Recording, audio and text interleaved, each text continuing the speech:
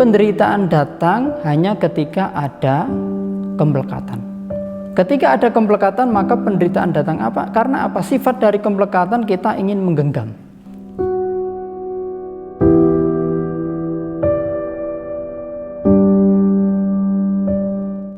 Selamat siang, terpujilah Sang Buddha Sotihotu Namo Buddhaya. Pada kesempatan hari ini kita berjumpa lagi dalam satu suasana yang berbeda, di mana pada kesempatan hari ini ada salah satu topik yang sangat menarik, yaitu tentang perubahan, bersahabat dengan perubahan. Mengapa ini penting untuk diulas atau disampaikan? Karena tidak semua orang mampu bersahabat dengan perubahan. Perubahan ini tentunya terjadi di setiap orang dan tidak bisa dihindari.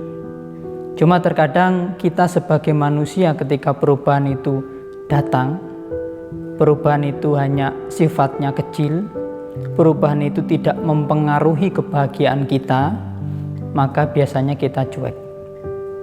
Nah, oleh karena itu tentunya di tengah-tengah bencana yang kita alami ini tentunya banyak perubahan-perubahan yang terjadi, bahkan yang merenggut kebahagiaan yang sedang kita alami. Bapak, Ibu, dan Saudara, setiap manusia tentunya tidak mau ketika mengalami perubahan dari kebahagiaan dan menuju pada penderitaan. Ketika mengalami hal demikian, perubahan dari kebahagiaan ke penderitaan rata-rata menolak. Tetapi apabila sebaliknya dari penderitaan menuju kebahagiaan, seseorang pasti akan menyambut. Nah, oleh karena itu, bersahabat dengan penderitaan ini adalah salah satu cara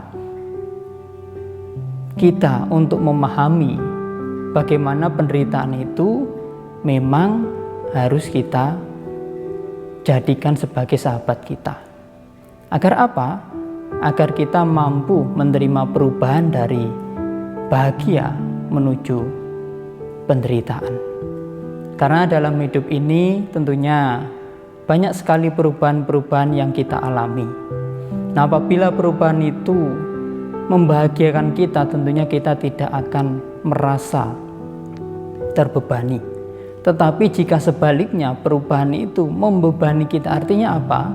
Dari hal yang bahagia menuju yang menderita, maka kita kadang-kadang terbebani dan sangat terbebani. Sehingga apa? Sehingga kita sangat menderita, dan dengan penderitaan yang demikian maka kadang-kadang kita merasa orang yang paling gagal, paling tidak mempunyai kekuatan untuk bangkit. Bapak, Ibu, dan Saudara, salah satu hal yang harus dipahami, Sang Buddha mengatakan, sekedar perubahan itu sifatnya bukan penderitaan. Kadang-kadang kita mengalami perubahan dari hal yang menyenangkan ke hal yang tidak menyenangkan, sebenarnya itu bukan penderitaan. Mengapa demikian? Penderitaan datang hanya ketika ada kempelekatan. Ketika ada kempelekatan maka penderitaan datang apa? Karena apa? Sifat dari kempelekatan kita ingin menggenggam. Menggenggam yang tadinya kita senangi sehingga berubah jadi kita tidak senang. Oleh karena itu, karena ada kempelekatan maka kita menderita. Perubahan ketika terjadi tidak ada kempelekatan, maka di situ tidak ada penderitaan. Di sini kempelekatan adalah sama halnya dengan perubahan itu sendiri. Nah, oleh karena itu, bersahabat dengan perubahan, kata lain kita tidak melekat dengan perubahan. Nah, oleh karena itu yang perlu kita pahami dalam hidup ini, tentunya ketika kita mengalami perubahan dari hal yang membuat kita menderita menuju kita bahagia, tentunya kita akan senang. Tetapi apabila sebaliknya, maka kita akan menderita. Nah, oleh karena itu patut direnungi Dalam hidup ini tentunya perubahan-perubahan tetap kita alami.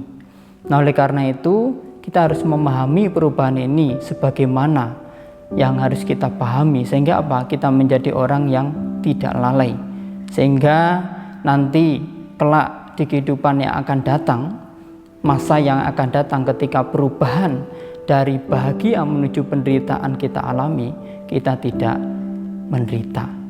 Nah, oleh karena itu Bapak, Ibu, dan Saudara, dalam hal ini tentunya perubahan adalah salah satu hukum yang harus kita terima, yang harus kita pahami supaya kita tidak dicengkram oleh penderitaan.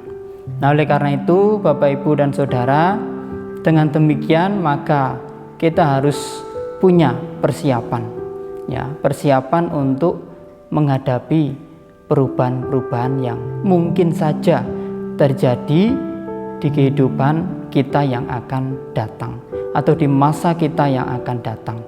Dalam hal ini tentunya banyak-banyak belajar.